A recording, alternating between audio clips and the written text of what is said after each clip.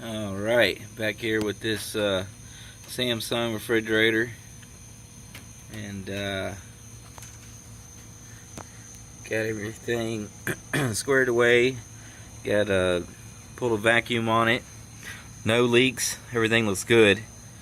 I'll have to put, right now it's on this three-way valve, which is right there. We're working on the freezer side, getting the freezer side cold. So if you look in here, it's been probably 10, maybe 15 minutes at most, and that is a good looking frosted over freezer evaporator.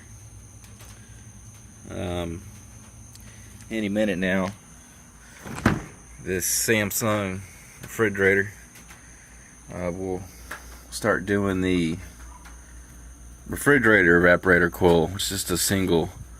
Doesn't have to be as cold, obviously, in the refrigerator, so it doesn't take a whole lot to keep this thing cold. In my opinion, dual evaporator coils are an absolute horrible design and the worst thing that ever happened to refrigerators. I feel like their engineers are just overcomplicating their refrigerators. And old refrigerators, or most older refrigerators, and even still refrigerators to this day, you'd have one evaporator coil in the freezer, you'd have a fan, and then you'd have air duct leading to the refrigerator side, and you'd have another air duct that would be the return. And so basically it just goes in a big circle. There'd be a little damper door that opens and closes to let cold air into the refrigerator, depending on whatever temperature you set it on. And that's a real simple, easy type of refrigerator to fix. This day and age, it seems like the old saying used to pay, you get what you pay for.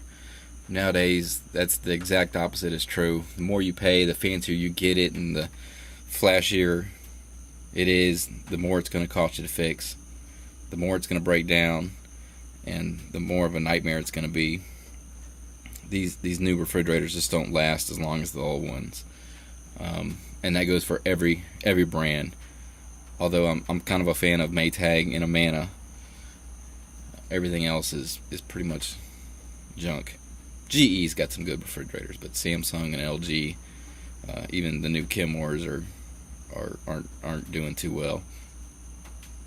So keep it plain Jane and simple. If you want to buy a refrigerator, go to Lowe's or Home Depot and buy you a top and bottom with the freezer on top, refrigerator on bottom, like your grandparents used to have or your parents used to have, and $300, $350. That thing will last you forever. And when it does break down, it's going to be super cheap to fix. This refrigerator here they have a ton of problems. Just Google that model number right there. Not even the whole thing, just the first 5 or 6 digits, and you'll see this is a 1-star refrigerator, causing a lot of people a lot of problems.